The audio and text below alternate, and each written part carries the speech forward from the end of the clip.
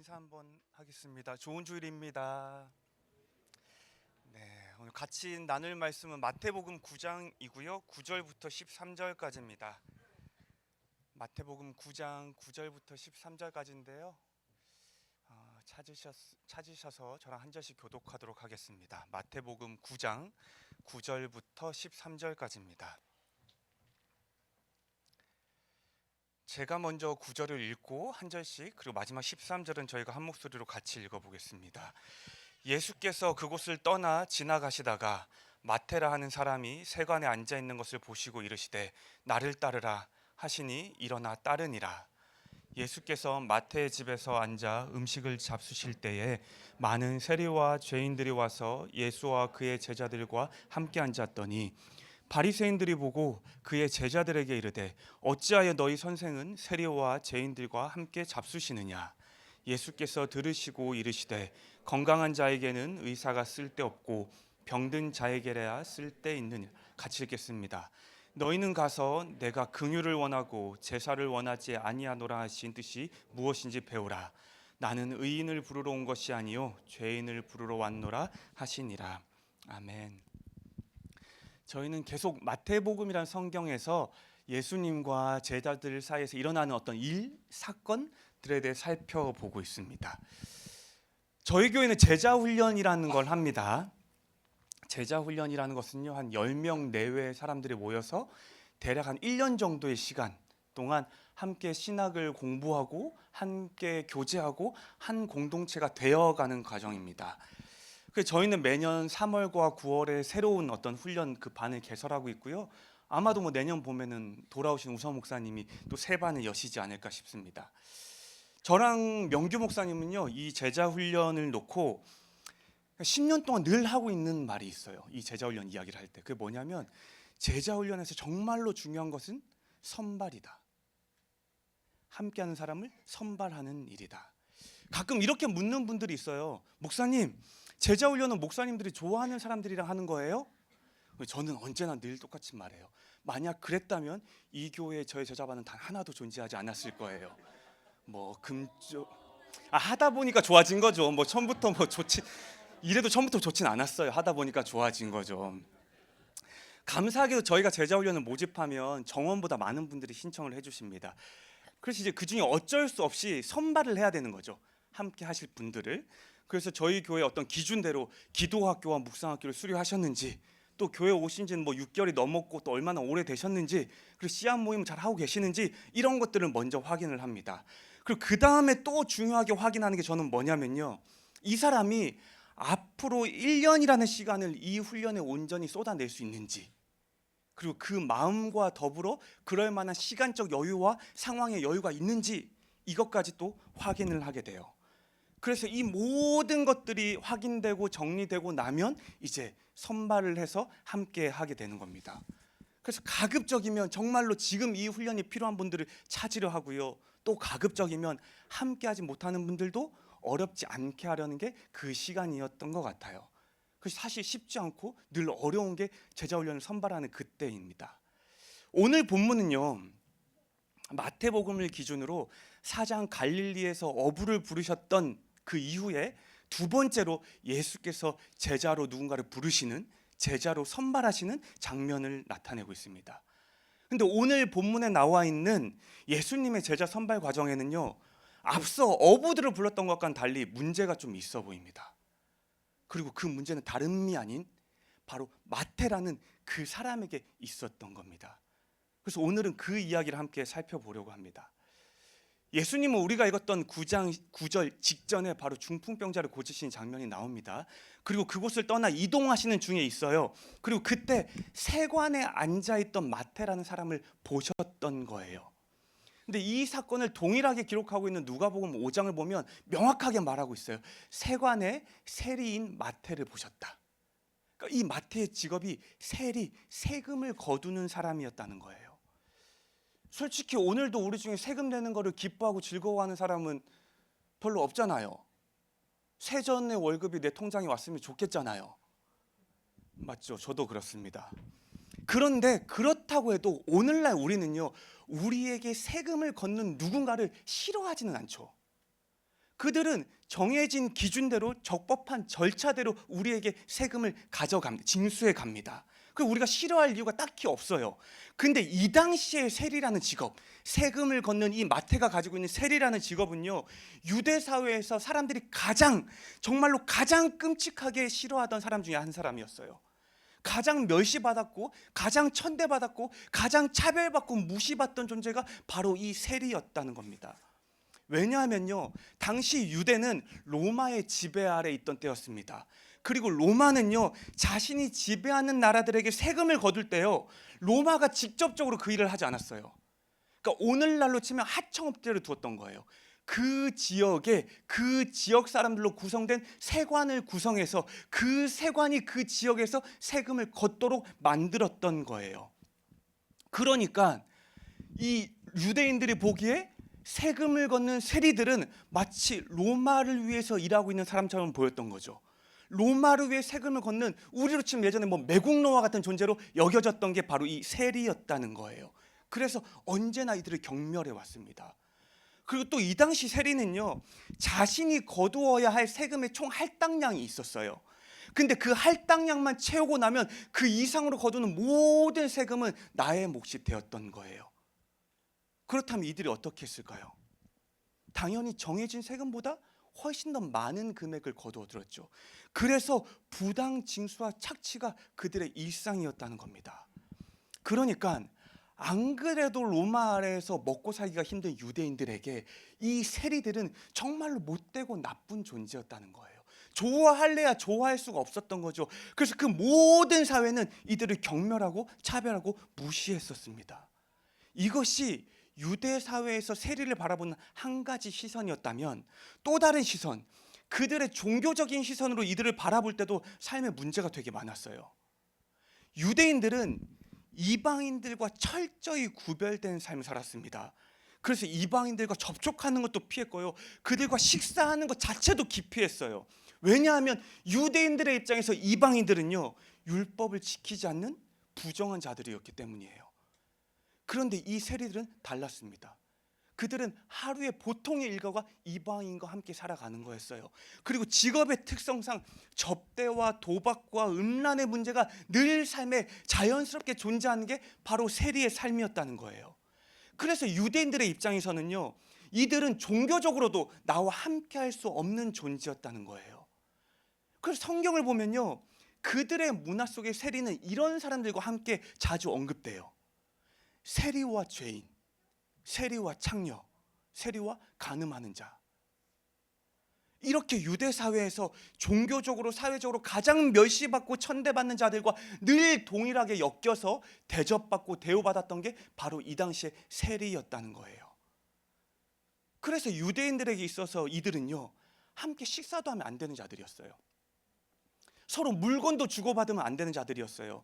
신체 접촉도 하면 안 되는 자들이었고요, 심지어 내 삶에 너무 중요한 법적인 사건의 증인이라고 하더라도 세리를 부를 수가 없었어요. 그만큼 그 사회에서 철저히 무시받고 철저히 소외되어 있는, 환영받지 못한 자, 윤리적으로 종교적으로도 완전히 구별되어 있는 하나님의 구원으로부터 버림받은 자, 이렇게 여겨졌던 자들이 바로 세리였습니다.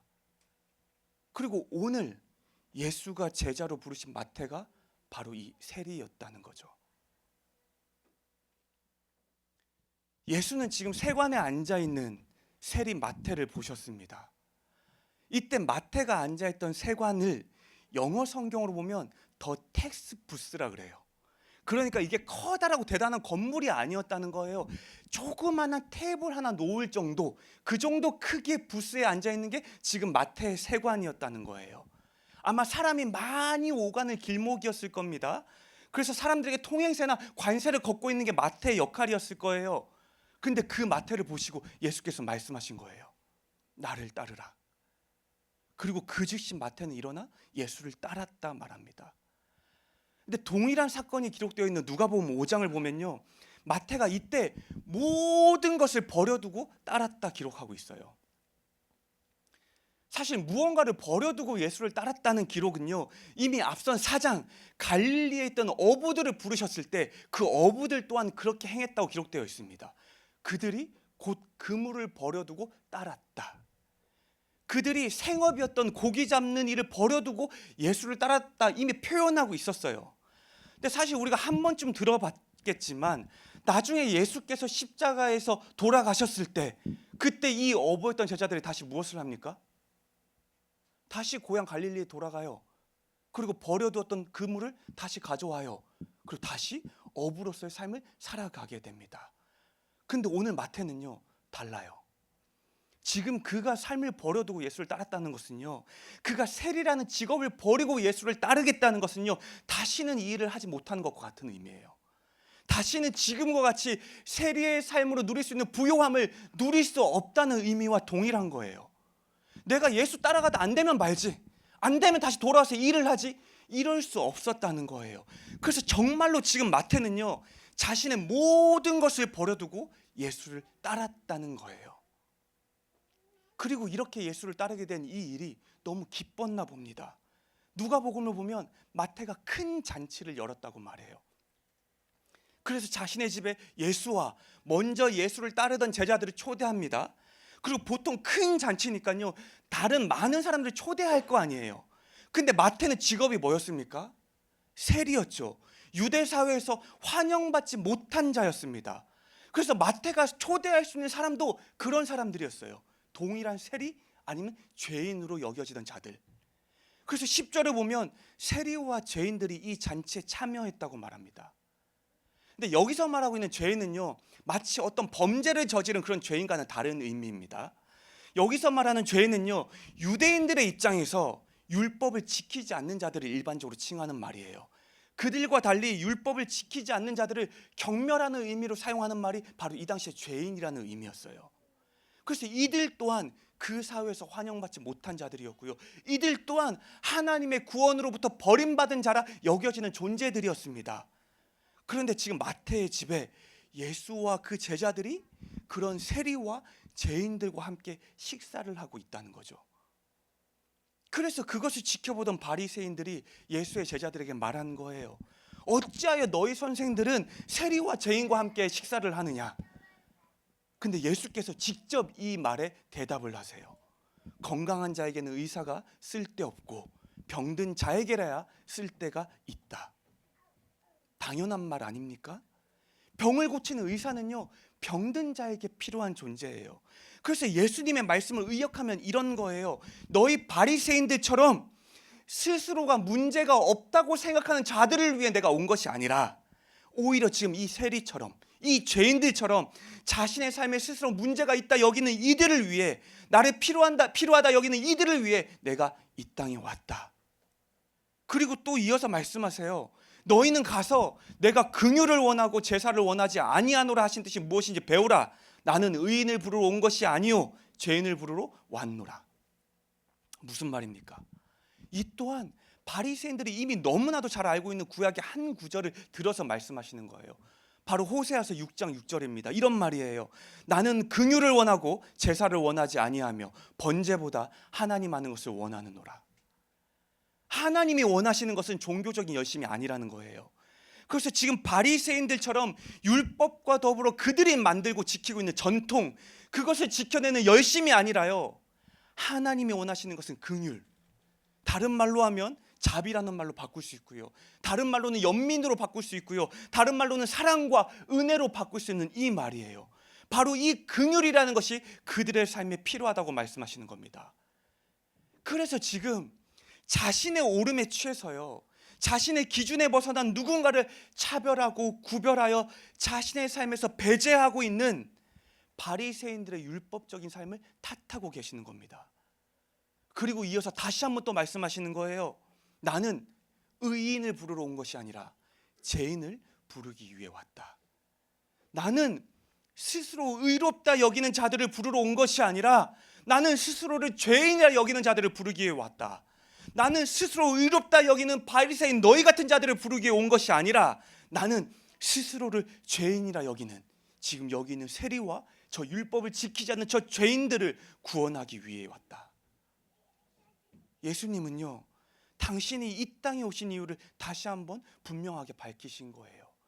예수님은요 다시 한번 마태를 제자로 부르신 이유 또한 지금 다시 한번 분명하게 밝히신 겁니다. 이렇게 마태를 부르신 오늘의 본문의 이야기는 끝이 나는데요, 조금 더 이야기를 나눠보고 싶은 것은요, 본문을 연구한 신학자들은요 방금 전 예수님의 이런 말씀에 기반해서 이때 당시 제자로 부름받았던 마태가 어떤 마음이었을지를 이렇게 유추하곤 합니다. 마태는 스스로를 틀림없는 죄인으로 여기고 있었다. 그래서 자신의 삶에 정말로 예수가 필요했고 그런 자신의 삶을 예수가 구원해 주기를 바라고 있었다. 이것이 예수가 마태를 제자로 부를 때 그의 마음이었다고 말을 합니다. 그리고 우리가 읽었던 것처럼 구절을 보면요, 예수가 마태를 부르시자마자 그 즉시 마태는 삶의 모든 것을 버려두고 예수를 따랐다고 기록되어 있어요. 그래서 마태의 이런 마음의 정도가 결코 가볍지 않았다는 거죠. 마태는 삶에서요 정말로 간절히 예수를 원했을 거라는 거예요. 정말로 간절히 예수 앞에 나아가고 싶어 했을 거라는 거예요. 정말로 간절히 예수를 따르고 싶어 했을 거라는 거죠. 그것이 오늘 본문에서의 마태의 마음이었을 거라고 말을 합니다. 그래서 이런 마태의 입장에서 오늘 본문을 다시 한번 살펴보면 이런 이야기가 아닐까 싶습니다. 오늘도 마태는요 어김없이 세관에 앉아 있어요. 그리고 여전히 그곳을 오가는 사람들에게 세금을 걷고 있습니다. 그리고 오가는 많은 사람들로부터 오늘도 역시 경멸과 조롱의 시선을 느끼고 있었을 거예요. 그리고 세관이라는 곳은요 사람들이 많이 오가는 곳이니까요, 마태는 전부터 거기를 오가는 많은 사람들로부터 예수에 관한 이야기를 많이 들어서 이미 잘 알고 있었을 겁니다. 그가 얼마 전에 산 위에서 무엇을 가르치셨는지, 그가 예수가 말하는 하나님 나라가 무엇인지, 또 그 나라를 살아가는 삶은 어떤 삶인지 많은 사람들로부터 이미 이야기를 들었을 거예요. 그리고 얼마 전 방금 중풍병자를 고쳤던 일이나 그 외에도 그곳에서 예수님이 보이셨던 수많은 이적과 기적을 저 멀리에서 바라봤을 수도 있고 그 또한 이야기를 전해 들었을 겁니다. 그리고 그런 시간들을 통해서요 어쩌면 오늘 이 시간, 이 사건이 일어나기 전에 마태는 이미 알았을 거예요. 예수가 누구신지를요. 그리고 또 알았을 겁니다. 이런 그의 삶에 예수가 정말로 필요하다는 것을요. 그럼에도 불구하고 마태는 오늘 동일하게 세관에 앉아 있는 거죠. 왜 또 거기에 앉아 있었을까요? 왜 예수 앞에 나아가지 않았을까요? 마태도 이미 알고 있었던 거예요. 자신이 그 사회에서 어떤 존재였는지를요. 세리로서 그 사회에서 어떤 존재인지, 율법에 비추어서 스스로가 어떤 존재인지 너무 잘 알고 있었던 겁니다. 부정한 자였죠. 더러운 자였습니다. 부유한 삶을 살아가기는 했지만 언제나 소외되고 차별받는 삶이었고요. 결코 누구도 자신을 반기지 않았고요. 결코 누구도 자신을 용납해 주지 않았어요. 환영받은 적이 없고요. 하나님의 구원으로부터 버림받은 자였습니다. 그리고 이런 생각들이요, 그를 오늘도 여전히 예수 앞이 아닌 세관에 앉게 했을 겁니다. 스스로가 생각하는 자신의 죄책 때문에요. 스스로가 생각하는 자신의 자격 없음 때문에요. 스스로가 생각하는 자신의 삶의 부정함과 문제들 때문에요. 그래서 예수가 누군지 알았지만 결코 그 앞에 나아갈 수가 없었던 거죠. 정말로 예수를 간절히 원했지만, 정말로 예수를 삶에 모시기를 원했지만, 정말로 예수 가까이에 나아가기를 원했지만, 정말로 예수가 내 삶에 필요함을 간절히 원하고 원했지만 결코 나아갈 수가 없었던 거예요. 그래서 어제도 또 오늘도 동일하게 마태는 세관에 앉아 있는 겁니다. 그리고 또 여전히 누군가에게 세금을 걷고 있었던 거예요. 그런데 그곳을 지나가던 예수께서 그를 바라보셨대요. 아마 이때 마태는 예수와 눈이 마주치지 않았을까요? 그리고 아마도 지금껏 자신을 바라보던 다른 이와는 다른 눈빛이었을 겁니다. 어쩌면 따뜻했겠죠. 어쩌면 다정했을지도 모르겠어요. 그리고 그런 예수가 마태에게 말씀하신 겁니다. 나를 따르라. 마태가 정말로 듣고 싶었던 말일 거예요. 마태가 정말로 간절히 원했던 말이었을 겁니다. 그래서 그 즉시 세관에서 나와서 모든 것을 버려두고 예수를 따랐던 거예요. 그리고 이것이 너무 기쁘고 너무 감사해서요, 자신의 집에서 큰 잔치를 연 거예요. 그런데 그곳에 따라온 바리새인들이요, 다시 또 이런 마태의 삶을 흔들 말을 하는 거예요. 왜 예수는 저런 자와 식사를 하지? 왜 예수는 저렇게 부정하고 자격 없고 문제가 가득한 자와 식사를 하고 있지? 당시에는 누군가와 식사를 함께 한다는 것은요, 그저 허기를 채우는 행위가 아니었습니다. 식사라는 것은요, 함께하는 그 사람과 나의 삶을 나누는 행위였어요. 그래서 그 식탁에 함께 앉아 있다는 것은요, 그 사람을 환영한다는 의미였고요, 그 사람을 내가 받아들인다는 의미였고요, 그 사람을 용납한다는 의미였습니다. 그래서 바리새인들이 말했던 거예요. 왜 예수는 저런 마태를 환영하시지? 왜 예수는 저런 마태를 받아들이고 또 용납하시지? 그리고 지금 바리새인의 이 말은요, 마태가 세리로 살아가며 평생을 들어왔던 말과 시선이었고요, 또한 마태 스스로도 평생을 그렇게 여기고 살아왔기 때문에요. 지금 비록 예수와 함께 있지만 다시금 마태의 마음이 흔들렸을지 모르겠습니다. 맞아, 나는 이 식탁에 앉을 자격이 없는 사람이지. 맞아, 나는 예수와 함께 이곳에 앉을 아무런 자격이 없고 어울리지 않는 사람이지. 맞아, 내 삶은 여전히 너무나도 문제가 많고 죄가 많고 부정하고 더러워서 나는 감히 예수의 이 식탁에 앉을 수 없는 사람이지. 그런데 그때 예수가 또 뭐라고 하셨습니까? 예수가 이때 하셨던 말에 조금 살을 붙여본다면 이런 말씀일 거예요. 아니, 나는 이 마태를 위해 이 땅에 왔는데, 아니, 나는 이 마태를 구원하기 위해 이곳에 왔는데, 마태는 누구보다 내가 앉아있는 이 식탁에 가장 잘 어울리는 사람인데, 마태는 그 누구보다 나의 이 식탁에 나의 친밀함을 누릴 가장 마땅한 사람인데, 그렇게 예수께서 말씀하시면서 오늘 이 장면이 끝이 나는 겁니다. 가끔 우리는요, 성경 속에서 예수가 누군가를 부르시는 장면을 보면요, 이런 생각을 하곤 합니다. 예수께서 저 사람을 당신의 제자라는 존재로 부르셨구나. 예수께서 저 사람을 제자라는 자격으로 부르셨구나. 예수께서 저 사람을 당신의 가르침을 지켜 행할 그 역할로 부르셨구나. 예수의 부르심을요, 어떤 존재나 자격이나 역할로 우리가 규정하곤 합니다.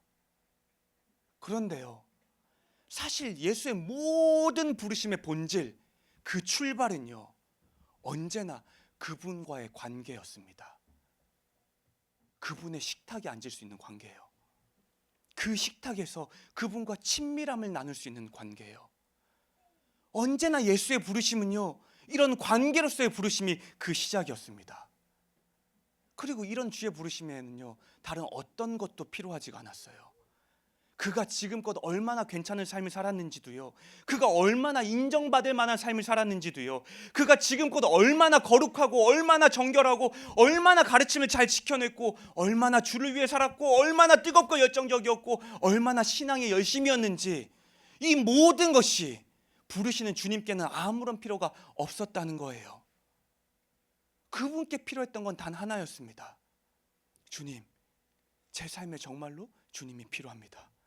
주님, 제가 정말로 간절히 주님을 알길 원합니다.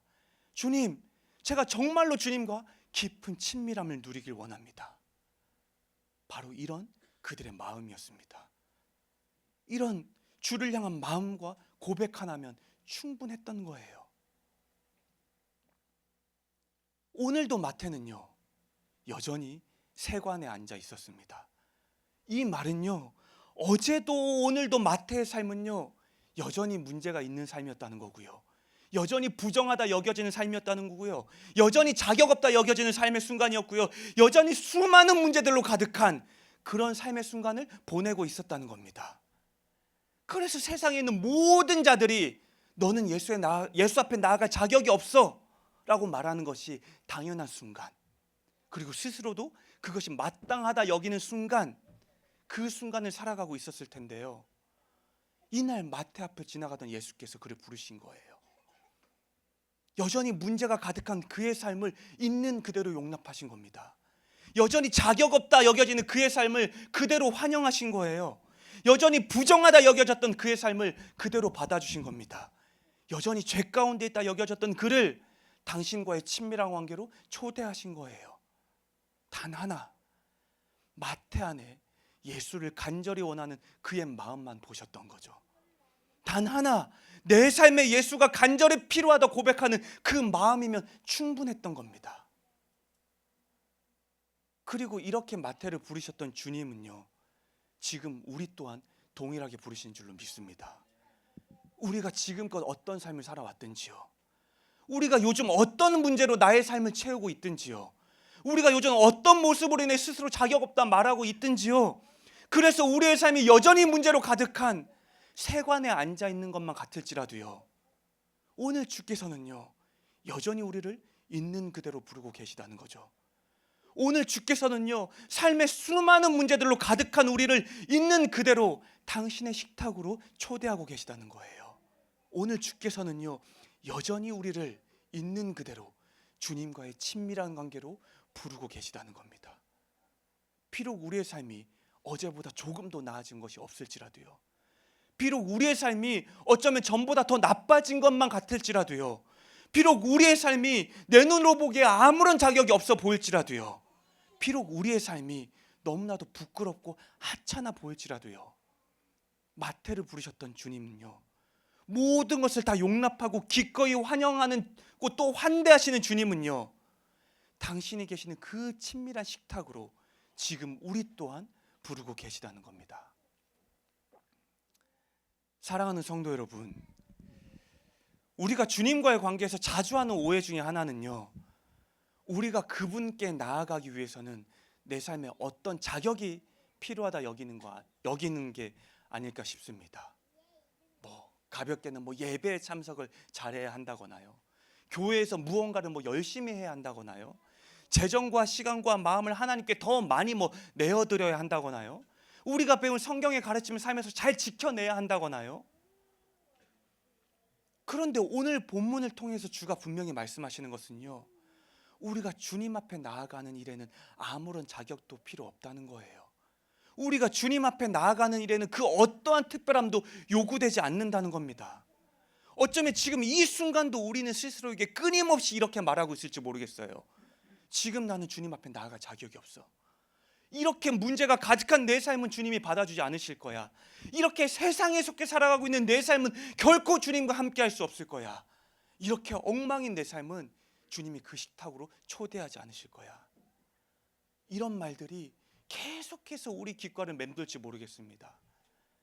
하지만 성경을 통해 오늘 주님은요 다시 한번 우리 가운데 분명하게 말씀하십니다. 나를 따르라. 지금 있는 그 모습 그대로 나를 따르라. 있는 그대로 내가 너를 환영한다. 지금 이 모습 그대로 내가 너를 기뻐한다. 내가 오늘 그 모습 그대로 너와 친밀함을 누리길 원한다.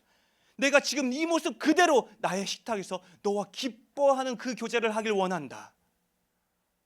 주님은요 우리를 이 모습 그대로, 오늘 우리의 이 삶 그대로 우리를 여전히 당신 앞으로 부르고 계십니다. 당신과 마주할 그 친밀한 식탁으로요, 당신과 함께할 그 친밀한 관계 속으로요, 우리를 지금 이 모습 그대로 주님은 부르고 계시다는 거예요. 사랑하는 여러분, 우리가 이 질문 하나에만 답해 봅시다. 오늘 우리의 삶에 주님이 정말로 필요하십니까? 오늘 여러분의 삶에 주님이 정말로 함께하길 원하십니까? 오늘 내 삶에 그 주님과의 친밀함을 누리시기를 여러분은 소망하십니까? 만약에 이 질문 가운데 예라고 하신 답이 있다면요, 그거면 충분합니다. 이제까지, 어제까지의 우리의 삶이 어땠는지, 우리가 얼마나 그래서 주를 위해 살았는지, 우리가 얼마나 주를 만족시킬 만한 삶을 살았는지, 우리가 얼마나 주님의 기쁨을 위해서 얼마나 그 열심과 최선을 가지고 말씀을 지키며 살았는지 아무것도 필요 없다는 거예요. 내 삶에 주님이 필요하다는 이 마음이면요, 우리가 주를 만나고 주를 누리기에 더 필요한 것은 아무것도 없다는 겁니다. 내 삶에 주가 함께 하시기를 원하는 이 마음이면요, 우리의 삶에 주님과 친밀함을 누리기에 그 무엇도 필요 없다는 거예요. 내 삶에 주님과의 친밀함을 누리길 원하는 이 마음 하나면요, 오늘 이 순간 우리가 주님의 식탁에 앉아 그 주님을 누리지 못할 아무런 이유도 없다는 거예요. 이제 우리가 이 시간 함께 찬양하고 또 기도할 텐데요, 그때 우리가 이렇게 기도했으면 좋겠습니다. 주님, 제가 정말로 주를 원합니다. 주님, 제가 정말로 간절히 주님을 원합니다. 주님, 제가 정말로 주님과의 친밀함을 누리길 원합니다. 우리의 그 고백이면 주께서 우리를 당신의 식탁으로 초대하실 줄로 믿습니다. 같이 노래하고 또 기도하겠습니다.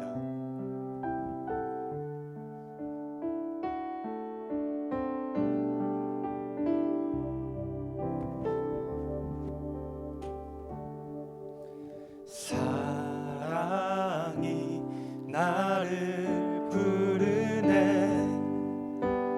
날 처음 지으신 그 사랑이 조금도 바래지 않고 한 번의 후회도 없는 그 사랑이 나를 부르네. 사랑이 나를 부르네.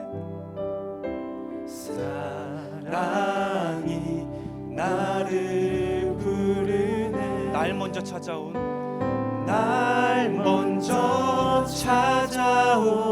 그 사랑이 지금도 나를 보시며 여전히 함께 하시는 그 사랑이 나를 부르네. 영원한 주의 품 안으로 풍성한 주의 식탁으로 친밀한 주의 음성으로 그 사랑이 나를 부르네. 다시 한번 처음부터 찬양하겠습니다. 사랑이 나를 부르네. 날 처음 지으신 그 사랑이 조금도 바래지 않고 한 번의 후회도 없는 그 사랑이 나를 부르네. 사랑이 나를 부르네. 사랑이 나를 부르네. 날 먼저 찾아온 그 사랑이 지금도 나를 보시며 여전히 함께 하시는 그 사랑이 나를 부르네.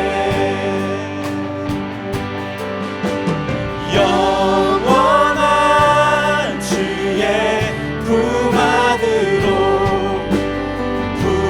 풍성한 주의 식탁으로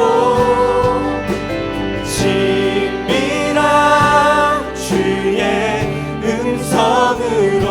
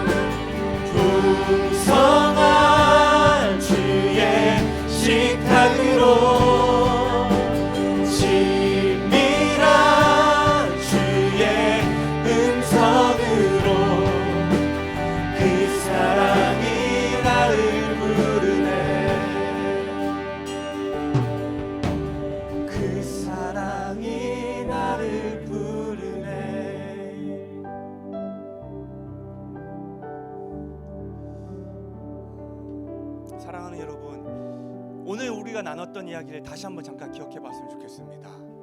오늘 예수가 부르신 마태라는 사람은요, 여전히 그 순간에도 세관에 앉아 있었습니다. 여전히 그의 삶은요, 그 누가 보더라도 환영받지 못한 자의 삶이었고요, 하나님의 구원으로부터 버림받은 자의 삶이었습니다. 그런데 예수께서 어떻게 하셨습니까? 세관에서 벗어나온 마태를 부르신 게 아닙니다. 세리의 직업을 박차고 나온 마태를 부르신 게 아니었습니다. 여전히 그 자리에 앉아 세금을 걷고 있는, 여전히 세리로 살아가고 있던, 여전히 문제가 많고 누가 보더라도 예수의 부르심과 어울리지 않던 그 마태를 주께서 부르셨습니다. 그리고 그 주님의 부르심은요, 오늘 이 자리에 있는 우리에게도 동일한 줄로 믿습니다. 우리가 오늘 이 예배 가운데 나오기 전까지 어떤 삶을 살았는지 중요하지 않습니다. 우리가 어제 삶에 어떤 결정을 했고 지난 한 주 얼마나 예수님과 가까이 살았는지, 멀어졌는지, 얼마나 또 우리가 기억하기 힘들 만큼 어렵고 끔찍한 문제를 가지고 살았는지 중요하지 않습니다. 만약 이 순간 우리가 주 앞에, 주님, 제가 주님을 원합니다. 주님, 이런 제 삶에 주님이 필요합니다. 이런 제가 주님의 그 식탁에 앉고 싶습니다. 이 정도 고백을 우리가 한다면요, 주께서는 마태를 부르셨던 것과 동일하게 우리 또한 그분의 식탁으로 부르실 줄로 믿습니다. 이 시간 우리 먼저 기도할 때는요, 우리가 주 앞에 그렇게 고백했으면 좋겠습니다. 주님, 제가 주님을 원합니다.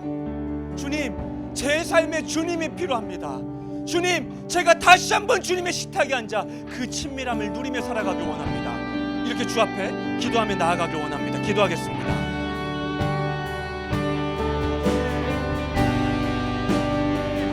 다시 한번 저의 삶이 주님이 부르신 그 식탁 원합니다. 다시 한번 제 삶이 주님과의 친밀함을 누리며 살아가길 원합니다. 여전히 제 삶에는 문제가 많고 죄가 많고 앞에 나아가기 부끄러운 일들이 너무나도 많지만, 주님, 다시 한번 용기 내어 주 앞에 나아가기 원합니다. 이런 제 삶이지만 마태를 부르셨던 것처럼 다시 한번 저를 불러주시고 다시 한번 주님과의 친밀한 관계로 초대하여 주셔서 그 누가 볼 때는 네가 왜 그 식탁에 앉아있나 말할지 모르겠지만 여전히 나를 환영하시고 여전히 나를 기뻐하시고 여전히 나를 환대하시고 여전히 나를 용납하시고 여전히 나를 자녀 삼아주시는 그 주님의 친밀한 식탁에 앉아 주님과 마주 앉아 주님을 바라보고 주님을 기억하고 주님과 함께 삶을 살아가기 원합니다. 주여, 나를 다시 한번 그 친밀한 식탁의 자리에 초대하여 주십시오.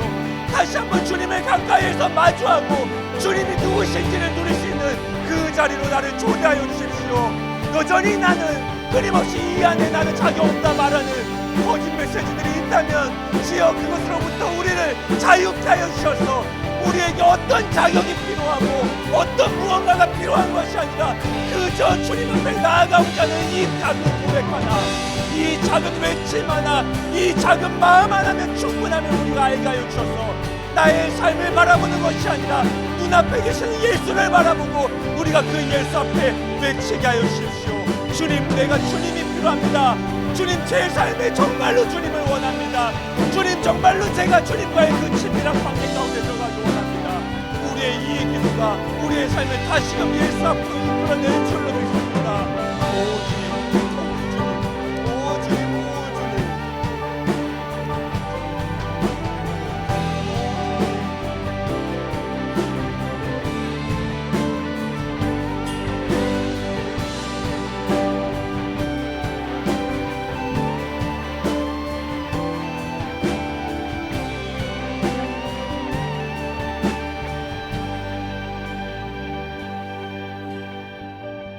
한 가지 더 기도할 때는요, 혹 우리 가운데 나는 아직 하나님을 잘 모르는데, 나는 이제 교회 온 지 얼마 되지 않아서 나는 아직 하나님을 잘 모르는데, 이런 분들이 계시다면, 그런데 혹시 그 중에서 내가 정말로 하나님을 알고 싶다 원하는 분이 계시다면 이 시간 괜찮으시면 각자 가슴에 손을 얹고 같이 기도해 봤으면 좋겠습니다. 하나님, 제가 주님을 알고 싶습니다. 제가 주님의 그 식탁에 앉아 주님을 마주한 채로 마주보고 주님께 묻고 주님께 들음으로 주님을 알아가고 싶습니다. 저에게 주님을 알려주십시오. 이렇게 기도해 보셨으면 좋겠고요. 또 다른 분들은 혹시 내 가까이 있는 누군가가 하나님의 예수님의 그 식탁에 앉기를 우리가 기도하고 기다리는 분들이 있다면 이 시간 그분들의 이름을 부르며 같이 기도했으면 좋겠습니다. 하나님, 사랑하는 저의 부모님이, 사랑하는 저의 형제 자매가, 사랑하는 저의 오래된 지인이 저처럼 예수님의 그 식탁에 앉길 원합니다. 그들의 삶을 찾아가 주시고 그들의 삶에 주님이 그들을 초대해 주십시오. 같이 이렇게 우리 이 시간 다시 한번 기도하면 좋겠습니다. 기도하겠습니다. 오 주님, 우리 가운데 아직 하나님을 잘 알지 못하는 누군가가 있다면 이 시간 주님, 그들이 주 앞에 구할 때에 그들의 삶에 찾아가 주셔서 하나님이 누구신지 알게 하여 주십시오. 하나님이 어떤 분이신지 어렴풋이라도 그들이 알게 하여 주십시오. 누군가의 하나님이 아니라 이제 나의 하나님이라고 고백할 수 있게 하여 주십시오. 식탁에 앉아있는 삶이 어떤 삶인지 조금은 누리게 하여 주시옵고 하나님을 경험했다는 것이 어떤 것인지 조금은 알게 하여 주셔서 그들의 삶에도 마침내 살아계신 하나님의 흔적이 자리할 수 있도록 주님이 인도하여 주십시오. 또한 우리 중에 누군가는 여전히 오랫동안 사랑하는 누군가가 하나님을 알기 위해 기도하고 있을 겁니다.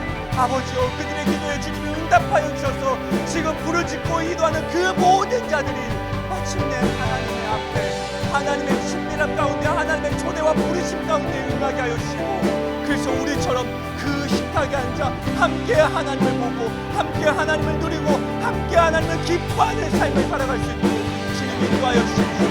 하나님, 우리의 삶이 하나님과 그 자리에 앉아있는 삶이라는 것을 우리가 마음껏 누리길 원합니다. 느릿할지라도 희미할지라도 내 삶에 하나님이 함께하고 계심을 알게 하여 주시고 그 알미라는 것이 날마다 깊어지고 날마다 더해지고 날마다 커져서 마침내 나의 삶을 가득 채우고 마침내 누군가의 삶을 가득 채워서 언제나 우리와 함께 하시는 그 하나님을 우리가 보고 또 누리게 하여 주십시오.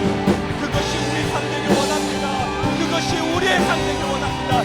그것이 우리가 식탁에 앉아서 매일 살아가는 우리의 삶 되길 원합니다.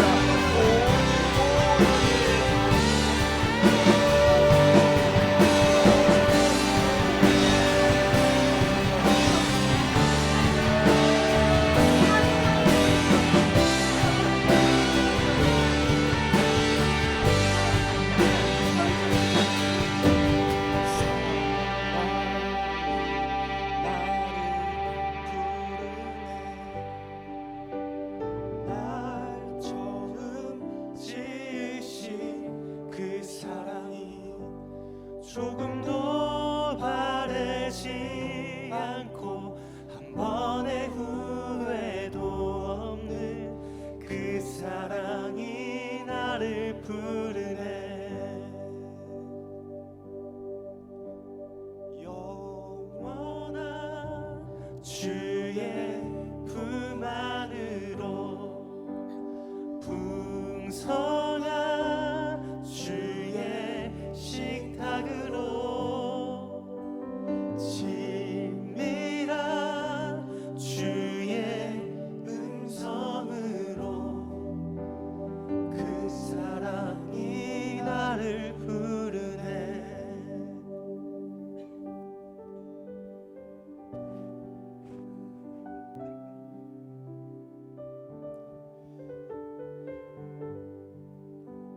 하나님, 우리 또한 삶을 살아가다 보면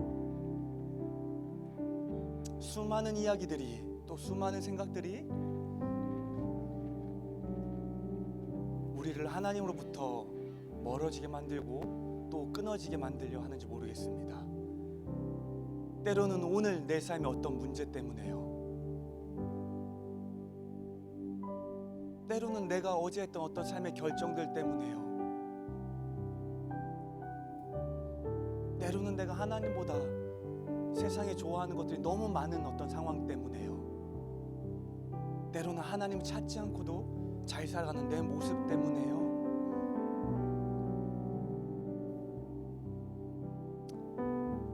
그런 우리의 삶이 주님과의 친밀함을 누리기에는 자격 없는 삶으로 여겨지는 날들도 있습니다. 하지만 주님, 오늘 주께서 마태를 부르셨던 것을 우리가 기억하길 원합니다. 여전히 자격 없고, 여전히 부끄럽고, 여전히 문제가 많고, 단 하나의 어울릴 만한 무언가도 찾기 어려웠던 그의 삶을 주께서 부르셨고, 주께서 환영하셨고, 주께서 용납하셨고, 주께서 당신의 친밀한 식탁 가운데 부르셨음을 우리가 기억하길 원합니다. 그리고 그 부르심이 오늘 이 자리에 있는 우리에게도 유효함을 우리가 기억하길 원합니다. 그래서 바라기는 우리의 삶이 날마다 우리를 부르시는 그 주님 앞에 조금씩 다가가는 삶이길 원합니다. 비록 또 멀어졌을지라도, 비록 또 끊어진 것만 같을지라도 여전히 나를 주가 부르고 계심을 기억함으로 다시금 초대하시는 그 식탁 앞에 우리가 나아가길 원합니다. 주님 앞에 앉게 하여 주시고, 그 주를 바라보게 하여 주시고, 그 주님과 다시 한번 친밀한 교제를 누리게 하여 주셔서 우리의 매일의 삶이 주님과 함께 살아가며 주님을 누리고 또 경험하는 삶이 될 수 있도록 주님 인도하여 주십시오. 특별히 아직 주님을 알지 못한다, 나의 하나님을 경험하지 못했다 말하는 누군가가 있다면 그들의 삶에도 주님이 찾아가 주십시오. 그래서 그들 또한 어렴풋이나마 내가 주의 식탁에 앉아있는 것을 알게 하여 주시고, 어렴풋이나마 내 삶에 하나님의 흔적이 새겨졌음을 기억하게 하여 주십시오. 그래서 우리의 모든 삶이 늘 부르신 주님을 기억하고 그 초대에 응하고 또 응답하는 삶이 될 수 있도록 주님 인도하여 주십시오. 감사드립니다. 주님, 이 모든 말씀 살아계신 예수님 이름으로 기도드렸습니다.